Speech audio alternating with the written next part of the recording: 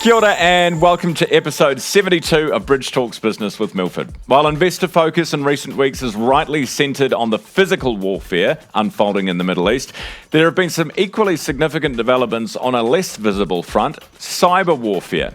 Artificial intelligence firm Anthropic has announced its new model called Mythos.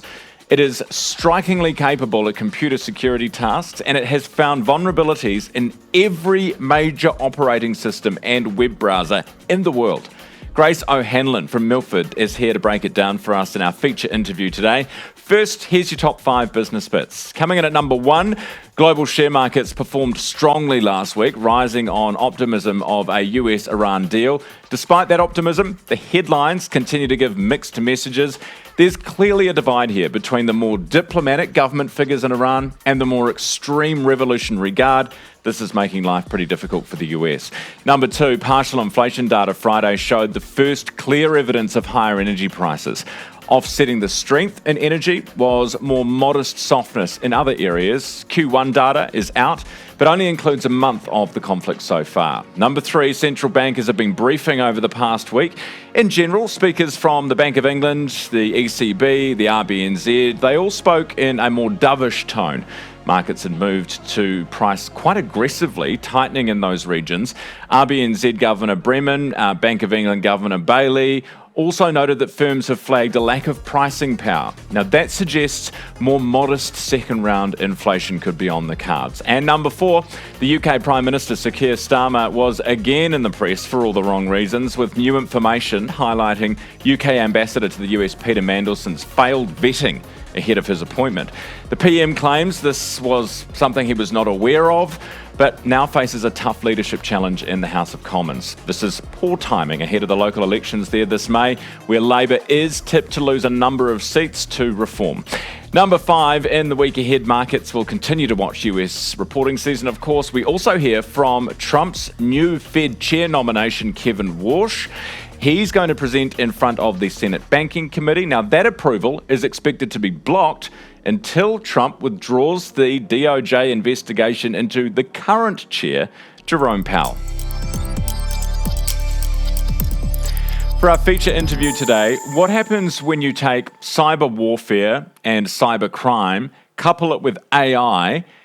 What happens? What happens to a business? What happens to the security of information that a business holds? Same goes for governments. This is a real concern around the world right now, and something we're going to talk to Grace O'Hanlon about, who's a sustainable investment specialist at Milford. Just a reminder, this segment is informational only and should not be considered financial advice. Grace, welcome back to the podcast. Thank you very much. Now, you're here to talk to us about Mythos.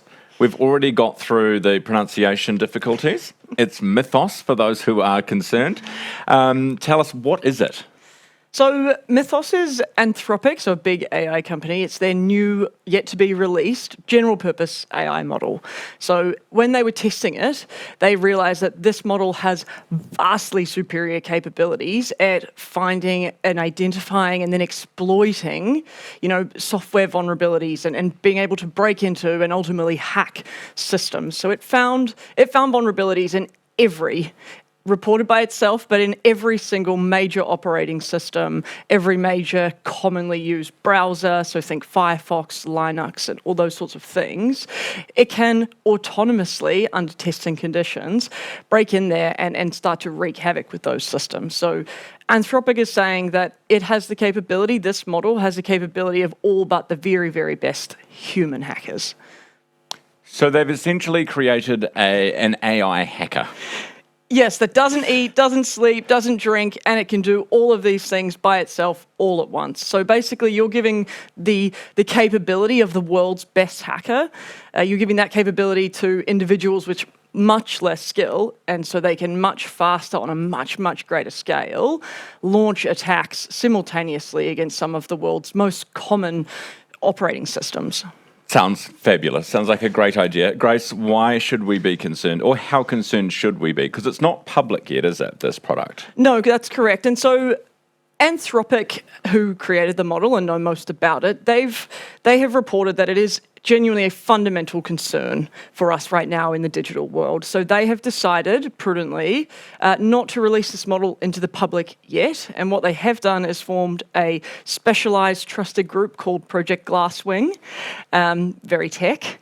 And they've invited all of the major tech firms, Microsoft, Amazon Web Services, etc., big financial institutions, governments, cybersecurity specialists, all into this group. And what they're going to do is launch Mythos on these big operating systems, identify the weaknesses, and patch them before Anthropic is ever going to release it, potentially to the public.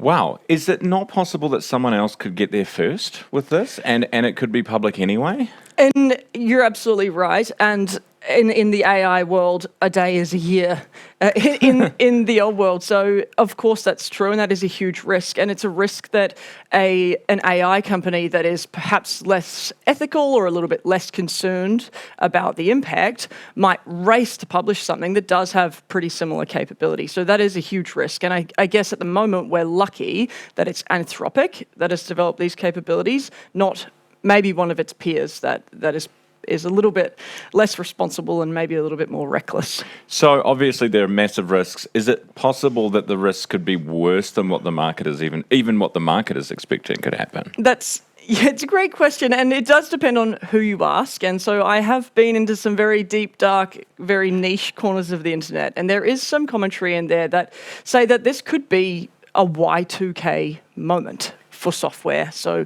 in Y2K, you're obviously too young to remember that, but I do.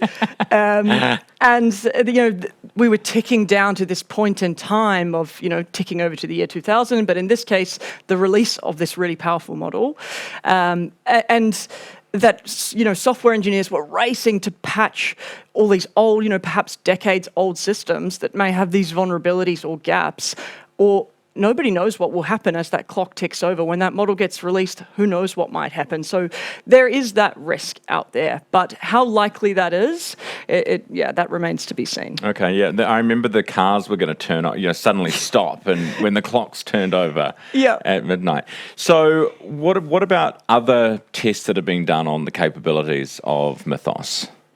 So that's the thing. Basically, everything we know about Mythos to date comes from Anthropic themselves. Yes. So maybe this is a little bit overblown, perhaps. Anthropic, it is probably in their interest to exaggerate the capabilities of their model, because it is rumored that they're going to IPO perhaps in the next 12 months or so, and that's great for valuation. Yeah. It's also great PR to say, oh, look how responsible and ethical we are. We're foregoing revenue by withholding this really powerful model to safeguard humanity. We are the responsible owner. We should be a leader in this space, and you should trust us. So there is that. At the same time, you don't want to be one of those companies that oversells the capability of your model and then be found out later. And we've seen plenty of companies fall on their sword like that too. So I think to date, Anthropic has been pretty honest in its reviews of its prior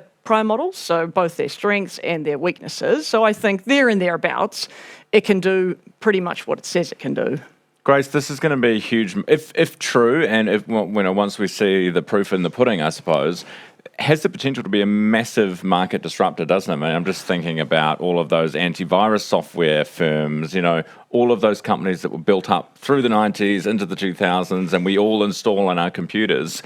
What is the potential for this?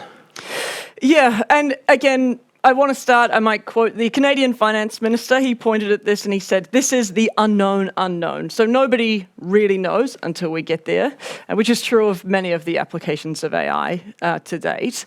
But what could happen? There's a lot of legacy systems that are operating at the moment, and one bank may have a legacy system operating with a slightly new piece of software, and the way that they communicate may have vulnerabilities in it. I think what we're going to see is perhaps AI begins to move back into that software development space at the very, very genesis, before we're just rolling out software products willy-nilly and trying to force them together. I think you'll see AI being used by the biggest, most powerful companies in the world, software firms, finance firms whose interest it is, to ensure that their digital world is locked up tight, they're going to invest heavily in ensuring that their software is going to be highly defensible, highly robust, very trustworthy at the front end. So I do think there is going to be a lot of disruption in the near term, and there already is, of course.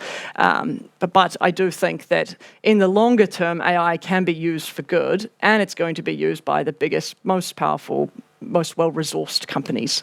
Grace, this is always informative when I talk to you, and I always appreciate your input. However, a little bit scary today, can I just say? A little bit scary.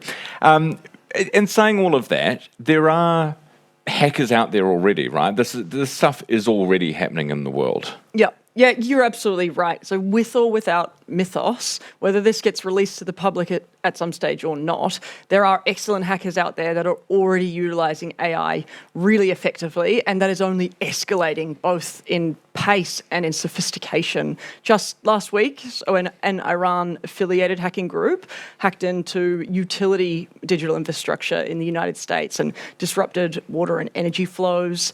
In March, Stryker, a huge medical devices company, was hacked, and that AI was utilized and it entered into the system, turned off every device associated with that system, and it impacted surgical medical devices that are being used in critical operations for people. So it is real, and it's happening already. It will continue to happen, and it will continue to escalate, just powered by AI as it is. So Mythos, whilst very powerful, is just one more tool. And as you said, there's going to be another Mythos, there's going to be OpenAI's version, or perhaps a Russian or a Chinese version that we don't even know about yet. So these risks are really real, and it is really important that companies continue to focus on their cyber defenses and continue to exercise, really, really cautious due diligence.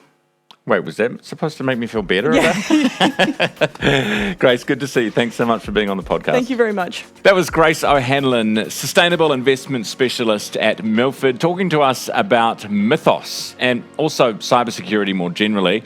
Just a reminder, you can like, follow and subscribe this wherever you like to listen to your podcasts. Until next week, don't forget to invest in yourselves.